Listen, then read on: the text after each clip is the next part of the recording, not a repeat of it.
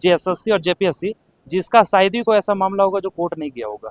आज भी आप पलट के देख लीजिए, कोई भी ऐसा एग्जाम नहीं है जो बिना कोर्ट में क्लियर हुआ है। जितना भी तमाम एग्जाम्स आए हैं सब में सेटिंग, चाहे वो जैसे सीजीएल का मुद्दा भी ज्वलंत मुद्दा बना हुआ है, इससे पहले पीजीटी। किसी भी एग्जाम को बिना सड़कों पे उतरे और बिना कोर्ट में गए हुए कोई भी एग्जाम मतलब नहीं हुआ है, सफल नहीं हो पाया। पूरा अभी भारत में बात किया जाएगा तो सबसे ज़्यादा त्रस्त स्टूडेंट है तो मेरे झारखंड का है। पंचायत सचिवालय को जो बीजेपी ने लगभग क्लियर करा दिया था, उसको कितना रुला करके इन्होंने ज्वाइन किया पंचायत सचिवालय को। झारखंड सरकार के पास अभी भी टाइम है, कभी ये हमारी मांग को पूरी करते हैं तो इसमें भी हम लोग भी सरकार के प्रति सोचा जाए। पूछना चाहता हूँ सरकार से कि आपने मैया के लिए तो किया, भैया के लिए कब करेंगे?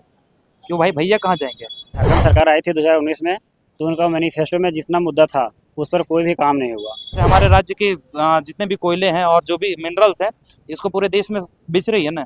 हमको लगता है कि बस इसी तरह से इन्होंने सीट को भी बेचने का ठान लिया है और ये कैबिनेट से भी पास किया है कि 2500 रुपये हम देंगे। भाई इतनी अगर आप शुभ चिंतक हो तो अभी से काहे नहीं लागू कर दिया? दिसंबर का इंतजार काहे किया? झारखंड की महिलाओं की अगर आप बात को सुनेंगे तो वो भी इस चीज़ को समझती हैं कि 1000 रुपये से हमारे घर नहीं चल जाएगा। एक तरफ जहां झारखंड विधानसभा चुनाव की सरगर्मियां काफी तेज हो गई हैं, वहीं अगर दूसरी तरफ बात करें तो झारखंड का सबसे ज्वलंत मुद्दा तो वो है जेसी सीजन। आज हमारे साथ नागेश्वर जी हैं, जो कि कोडरमा जैसे क्षेत्र में रहकर युवाओं के भविष्य को निखारने में, युवाओं के भविष्य को सुधारने में लगे हुए हैं और इसके लिए एक शैक्षणिक संस्था चलाते हैं। और वो पहले अपना परिचय दीजिए और ऐसे सीजन को लेकर और क्या कुछ कहना चाहेंगे वो बताइए। ऋषिकांत भाई, सबसे पहले आपके तमाम व्यूवर्स को नमस्कार, झारखंडी जोहार। जहाँ तक बात है झारखंड के रोजगार के बात है, तो सबसे पहले झारखंड जो सरकार है रोजगार देने में पूरा फेल्यूर है। जितना भी तमाम एग्जाम्स आए हैं सब में सेटिंग, चाहे वो जैसे सीजीएल का मुद्दा अभी ज्वलंत मुद्दा बना हुआ है, इससे पहले पीजीटी, उससे महा घोटाला हुआ। यदि हमको लगता है कि उसमें सही मूल्यांकन किया जाए तो उसमें 90% ऐसे स्टूडेंट निकलेंगे जिसके अंदर वो कैपेसिटी नहीं है, एबिलिटी नहीं है कि अच्छा से वो पढ़ा सके।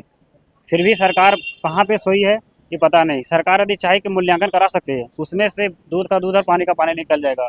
मतलब जितना तरीका से एग्जाम है पूरा, यदि भारत में बात किया जाएगा तो सबसे ज़्यादा त्रस्त स्टूडेंट है तो मेरे झारखंड का है। और झारखंड का खास करके जितना भी वैकेंसी है, सीट तो बेचा ही है और इसका ज्वलंत मुद्दा तो है ही है। अभी कोडरमा की बात करें तो यहाँ के तमाम स्टूडेंट में भारी आक्रोश है। झारखंड के स्टूडेंट में है ही है, तो उसमें से कोडरमा भी तो है ही है।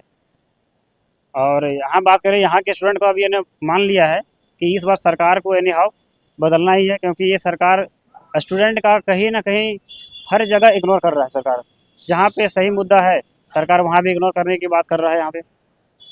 और चुनाव की बात है, अभी तो हाल ही में चुनाव होने वाला है, तो चुनाव की बात है तो या इस बार स्टूडेंट ने बना लिया, कोडरमा से भी जो आक्रोशित स्टूडेंट है वो भी मान लिए हैं कि इस बार जो वोटिंग करना है उसी पॉलिटिकल पार्टी को वोट करना है जिन्होंने स्टूडेंट के फेवर में काम किया है। तो आप जब छात्रों के लगातार आप कांटेक्ट में रहते हैं, छात्रों को आप लगातार पढ़ा रहे हैं, क्या उनके दिमाग में चलता है वो जरा बता दीजिए। झारखंड के छात्रों में पूरा आक्रोशित है, पूरा आक्रोशित है। ये इन्होंने प्लान बना लिया कि किसी भी हाल में ये सरकार जिस तरीका से हम लोग को इग्नोर करने का काम किया है उसका परिणाम आने वाले चुनाव में सरकार को जरूर मिलेगा। लेकिन स्टूडेंट लोग को यहाँ तक भी कहना है कि झारखंड सरकार के पास अभी भी टाइम है, कभी ये हमारी मांग को पूरी करते हैं तो इसमें भी हम लोग भी सरकार के प्रति सोचा जाए। अभी भी सरकार के पास इसका टाइम है, अभी भी सरकार स्टूडेंट ये चीज़ में है, सरकार के फेवर में अभी भी है। लेकिन यदि स्टूडेंट यदि नहीं मानते हैं, वोट डालने को लेकर छात्रों का मेन मोटिव क्या रहेगा? झारखंड के छात्रों का मेन मोटिव रहेगा रोजगार, क्योंकि तमाम तरह के अभी जितना भी योजनाएं सरकार चला रही है वो अपना एक सेल्फिश तरीका से चला रही है। और जब तक ये झारखंड के छात्रों के रोजगार के हित में भी नहीं बात होगा तब तक झारखंड के छात्रों ने इस बार मान लिया है कि इस बार सरकार को एनी हाउ फुटबैक पर लाना ही, बदलना ही है। तो आपको ऐसा क्यों नहीं लगता कि सरकार कुछ अच्छे कार्य कर रही है, या सरकार को और क्या अच्छे कार्य करने चाहिए आपके अकॉर्डिंग? देखिए, पिछले बार जब झारखंड सरकार आई थी 2019 में, तो उनका मैनिफेस्टो में जितना मुद्दा था उस पर कोई भी काम नहीं हुआ। और अभी भी झारखंड के स्टूडेंट का ये मानना है कि जितना भी सरकार जो लॉलीपॉप देने का काम कर रही है, झारखंड के छात्रों को विश्वास नहीं है कि ये सरकार हमारे लिए फ्यूचर में अच्छा करेगी। कभी भी विश्वास नहीं है झारखंड के छात्रों को।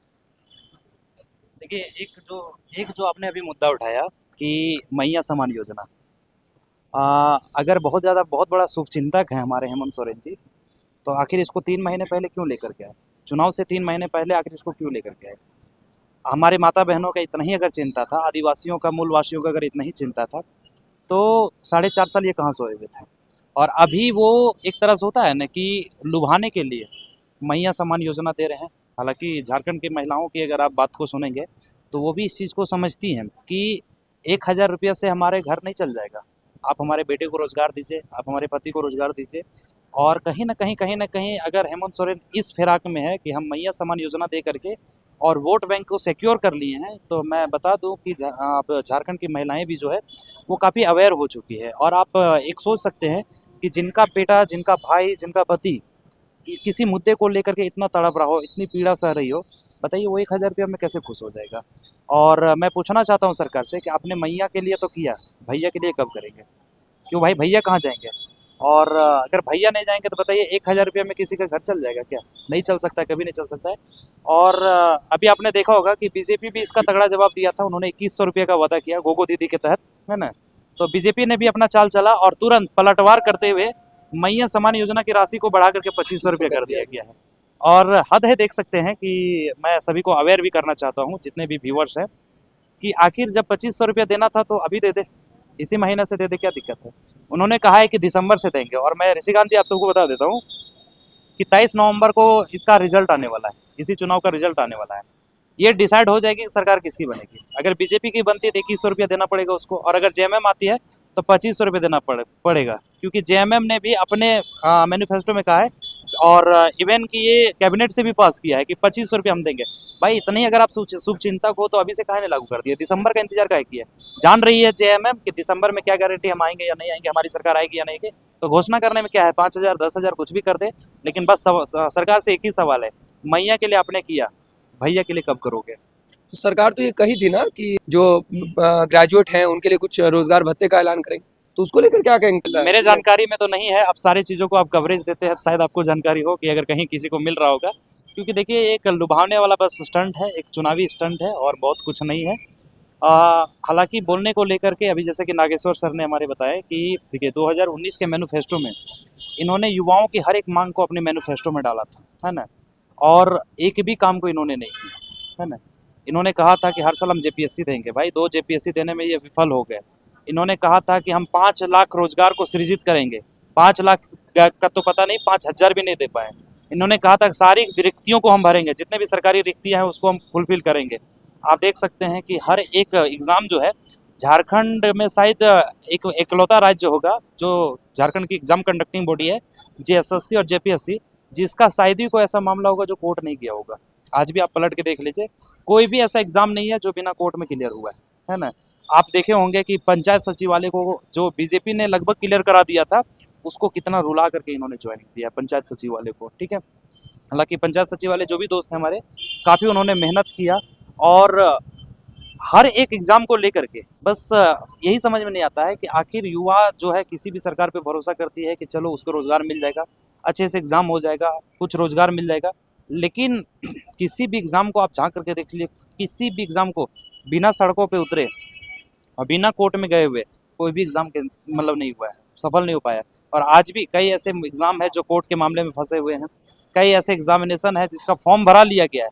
आप बिलीव नहीं कीजिएगा ऋषिकांत जी कि झारखंड पुलिस का जो वैकेंसी आया हुआ है, तो झारखंड पुलिस की वैकेंसी में 18 लाख से प्लस स्टूडेंट फॉर्म भरे हुए हैं।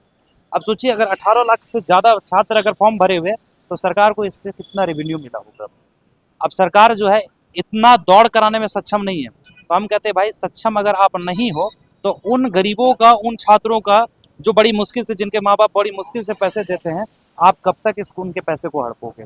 सीजीएल को अगर देखेंगे तो सीजीएल के फॉर्म को भी कई बार भराया गया, हालांकि ठीक है मानते हैं कि अभी रिसेंटली जो है फॉर्म भराया गया उसमें पैसे नहीं लगे हैं दोबारा, लेकिन आखिर कब तक इस तरह के अत्याचार आप करते रहोगे।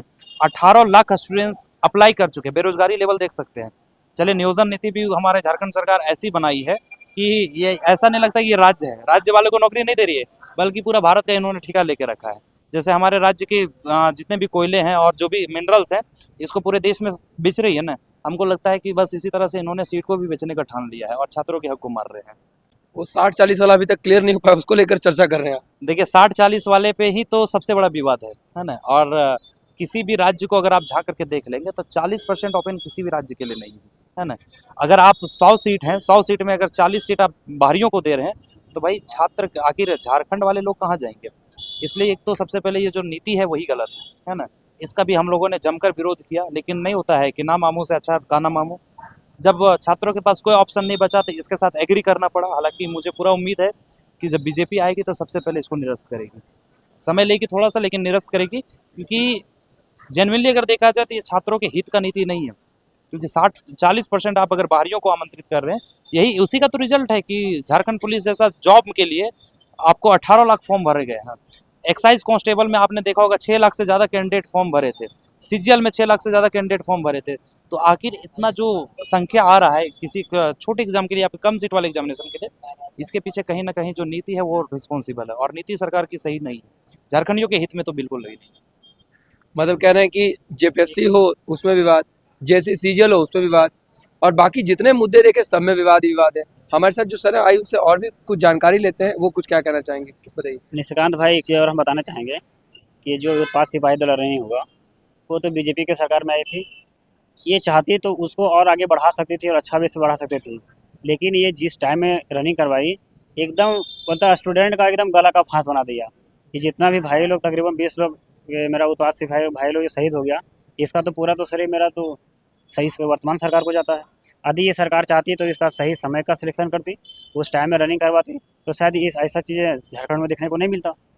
लेकिन रोजगार में मिला जुला कर पूरा फेल्यूर है सरकार, पूरा का पूरा फेल्यूर। तो इस बार स्टूडेंट ने भी पूरा प्लान बना लिया है कि रोजगार को विशेष अहम मुद्दा बनाया जाएगा, और झावी भी सरकार के पास है कि उस पर विशेष ध्यान दिया जाए।